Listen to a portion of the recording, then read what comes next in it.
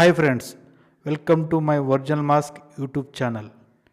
ఈరోజు మన review Raju weds Rambai, real love story ever.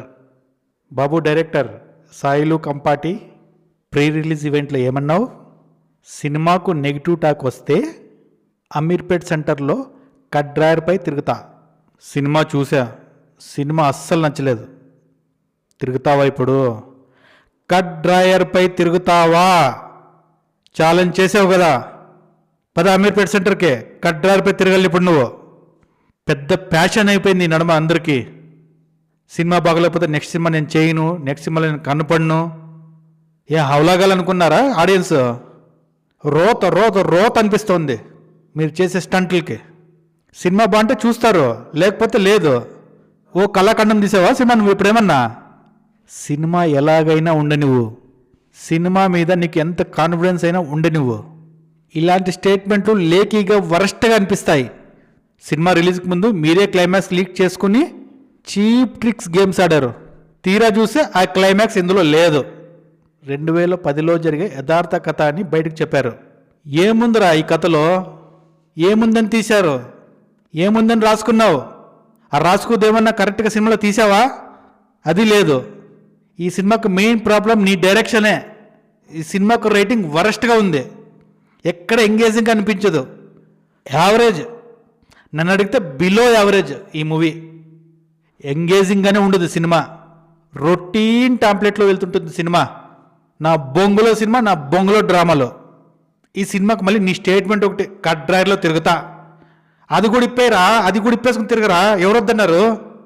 ఇది ఒక నిజమైన కథ, 15 సంవత్సరాలు ప్రపంచానికి తెలియకుండా దాచిన కథ అన్నారు.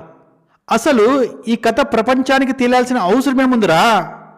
అంత గొప్ప లవ్ స్టోరీ ఇదేమన్నా దీంట్లో? దరిద్రం చండాలం తప్ప ఏముంది దీంట్లో?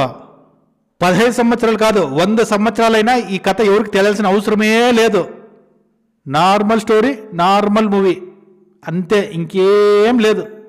ఆ సినిమా మధ్య మధ్యలో ఆ జాన్సీనా డైలాగ్ ఒకటి ఉంటుంది, WWF జాన్సీనా. ఆ హీరో చెప్తుంటే ఇరిటేట్కి ప్రోమ్యాక్స్ ఇరిటేట్లో ఉంటుంది. ఎందుకురా ఇవన్నీ? ఇలాంటి రైటింగ్లు ఎలా రాశారా మీరు? ఇది ఏం సినిమాని తీశారా? Routine dialogues, poor writing. మళ్ళీ దీనికి ప్రేమిస్తే ఉప్పెన లాంటి సినిమాలతో కంపేర్ చేసుకోవడం.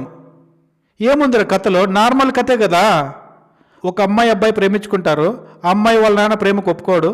తర్వాత ఏం జరిగింది, తర్వాత వాళ్ళు పెళ్లి చేసుకున్నారా లేదా అనేది స్టోరీ. ప్రీలీజ్ ఈవెంట్లో ఓ శబ్దాలు, చాణిక్య శబ్దాలు ఒకోడు. ఇలాంటి పరుహత్య సినిమాలు చాలానే వచ్చాయి. ఉప్పెన, ప్రేమిస్తే, ఇలాంటి చాలానే వచ్చాయి.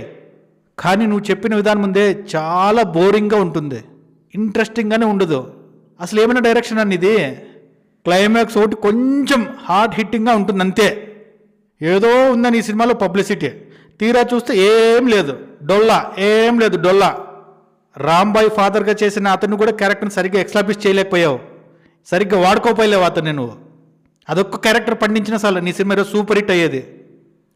మాది ఒక లవ్ స్టోరీ, మాది ఒక రియల్ లవ్ స్టోరీ, నా బొంగులో లవ్ స్టోరీ. ఏముందని రాసుకున్నావు ఈ కథని? ఏముందని ఇన్స్పైర్ అయ్యావు?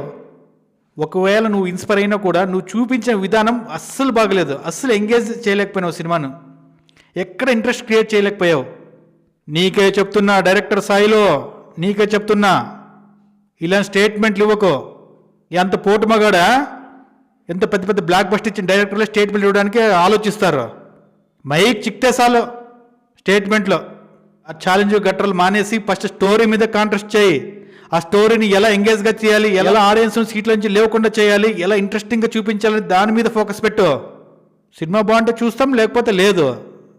హిట్ టాక్ వస్తే ఖచ్చితంగా చూస్తాం. ఎంతకింత చీప్గా ఆలోచిస్తున్నారు ఈ నడుమ తెలుగు ఇండస్ట్రీలో. ఒకరు ఒక ఛాలెంజ్ విసురుతున్నారు. పోనీ దాని తగ్గట్టుగా ఏమైనా సినిమాలో ఉందంటే ఏముండదు. Worst direction, worst screenplay. Village బ్యాక్డ్రాప్లో ఎన్ని సినిమాలు రాలేదు? ఇన్స్పైర్ కా, తప్పులేదు. నువ్వు ఇన్స్పైర్ అయిన విధానాన్ని అలాగే స్క్రీన్ మీద తీసుకొచ్చి చూపించాలి కదా. ఇప్పుడు ఆ స్టోరీలో రాంగ్ ఉందో లేకపోతే నీ డైరెక్షన్లో రాంగ్ ఉందో తెలియట్లేదు మాకు. దయచేసి ఇంకెప్పుడు ఇలాంటి స్టేట్మెంట్లు ఇవ్వకో. సినిమా బాగుంటే ఆటోమేటిక్గా ఆడియన్స్ వచ్చి చూస్తారు నీ సినిమాను. జై హింద్, జై తెలుగు సినిమా.